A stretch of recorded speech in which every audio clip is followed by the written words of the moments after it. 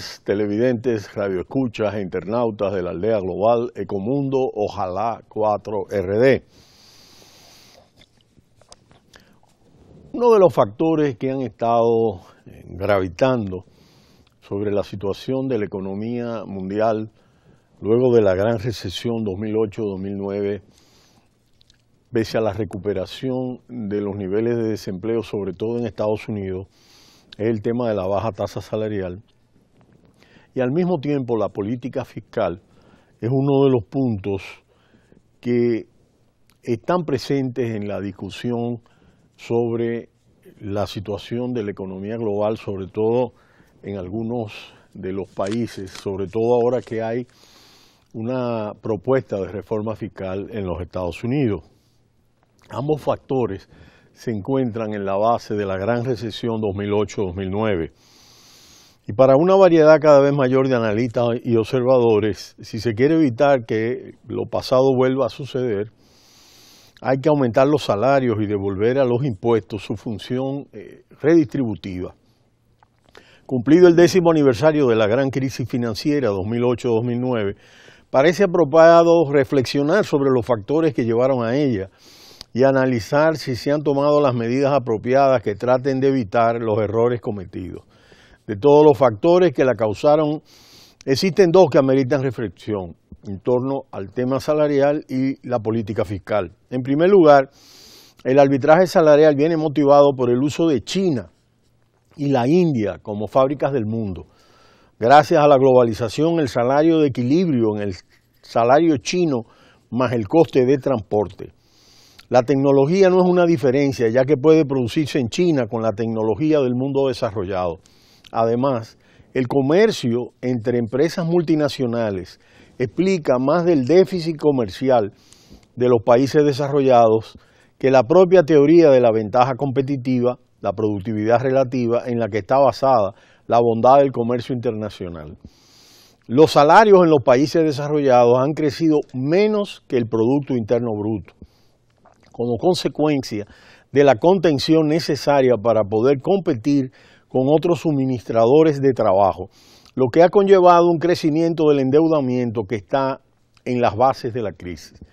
Así, por ejemplo, las exportaciones de vehículos o piezas de los mismos en un país no dependen de la productividad de ese país, sino de la decisión de la multinacional correspondiente, que con una tecnología desarrollada, no importa dónde, decide producir en un país o en otro, según el que le ofrezca mejores condiciones laborales en términos de calidad y precio de la mano de obra. De esta forma, se puede observar cómo los repuestos y piezas viajan de Estados Unidos a México y los vehículos acabados vuelven a Estados Unidos, o cómo marcas de tenis deportivos que se venden en todo el mundo se producen donde los sueldos son más bajos. El problema de todo ello es que los salarios en los países desarrollados han crecido menos que el Producto Interno Bruto como consecuencia de la contención necesaria para poder competir con otros suministradores de trabajo, lo que han conllevado un crecimiento del endeudamiento como tal. Es paradigmático el caso de Estados Unidos, donde el poder adquisitivo de los salarios se ha mantenido muy próximo al de mediados de los años 80. El constante déficit comercial americano, que ha permitido mantener un nivel de alto consumo en Estados Unidos, solo ha sido posible gracias a la financiación exterior necesario para ello. Y esto fue así hasta que el mecanismo llegó a su límite, ocasionando el estallido de la gran recesión 2008-2009. Es esta falta de poder adquisitivo la que en estos momentos, entre otras cosas, mantiene tan baja la inflación a pesar de las cuantiosas inyecciones de liquidez de los bancos centrales. Por supuesto, la decisión de disminuir los tipos de interés prácticamente al 0% y en algunos casos de Europa por debajo ha permitido aliviar la situación. Si queremos evitar, y este es un punto importante, que lo pasado vuelva a suceder, es necesario que se aumenten los salarios en los países desarrollados al ritmo del crecimiento del producto. Incluso el Fondo Monetario Internacional ya es partidario de que se suban. Los sitios más adecuados para que se produzcan estos aumentos a corto plazo son en China y en Alemania, las dos potencias con el mayor superávit comercial del mundo. Es curioso destacar que aunque las protecciones arancelarias frente a las importaciones chinas son bajas, China no corresponde de la misma manera, dificultando con protecciones de todo tipo las importaciones de los países desarrollados. En cuanto a la nueva política fiscal, señalar, y esto es importante, que las tasas impositivas de sociedades, así como las de rentas de capital, se redujeron sustancialmente. Por ejemplo, a partir del mandato del presidente Reagan, tuvo lugar la denominada economía de la permeabilidad, que viene a decir que si los ricos son más ricos, esto acabará beneficiándonos a todos. Por supuesto, esta hermosa fantasía no se ha producido.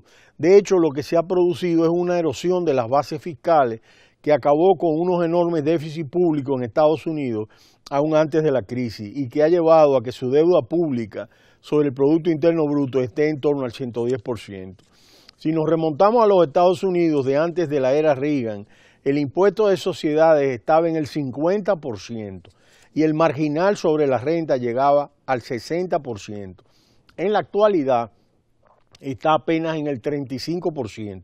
Además, si se cumple la propuesta del presidente Trump, el impuesto de sociedades bajará al 20%, es decir, un 15% más y un 30% en relación a antes de la era Reagan. Y aquellos que tienen grandes ingresos acabarán teniendo un tipo impositivo efectivo menor que el de sus secretarias. Es el caso de Warren Buffett, que dijo que paga el 17,7% de sus ingresos entre el impuesto sobre la renta y cotizaciones sociales frente a una media del 32,9% del personal de su oficina. Este desnivel es perjudicial no solo desde el punto de vista de la equidad, sino también desde el punto de vista de la eficacia. La disminución de ingresos que supone para el fisco americano se traduce a la larga en una menor inversión pública y menos gasto social. Un futuro más seguro permite a las clases medias dedicar mayor parte de la renta al consumo, que al fin y al cabo es el auténtico motor de la economía. En el caso norteamericano son las 2/3 partes del consumo de los hogares. Por ello es el mercado más poderoso del mundo. Ante este déficit continuado, la solución que se propuso fue la de reducción del gasto público, lo que acentuó el círculo vicioso. Finalmente, no hay que olvidar la enorme cantidad de deducciones y exenciones, así como la capacidad de deslocalización fiscal, porque ¿dónde paga los impuestos Google o Amazon y otras grandes empresas? Así verán que son las rentas del trabajo las que soportan más del 80% de la recaudación impositiva. Nunca tuvieron las clases medias y bajas mayor poder adquisitivo ni un mayor crecimiento del Producto Interno Bruto que el que hubo entre los 60 y mediados de los 80 en las economías desarrolladas. Tampoco los impuestos cumplieron su función distribuidora con tanta eficacia como en aquellos años.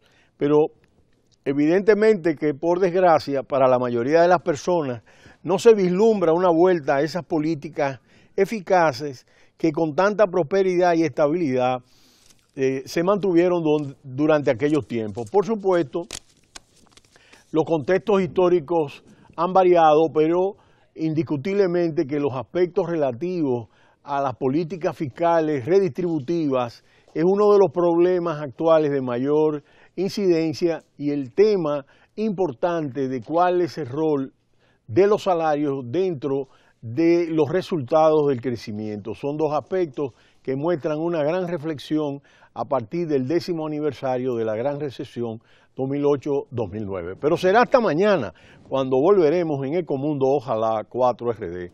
No le cambie, cita cultural.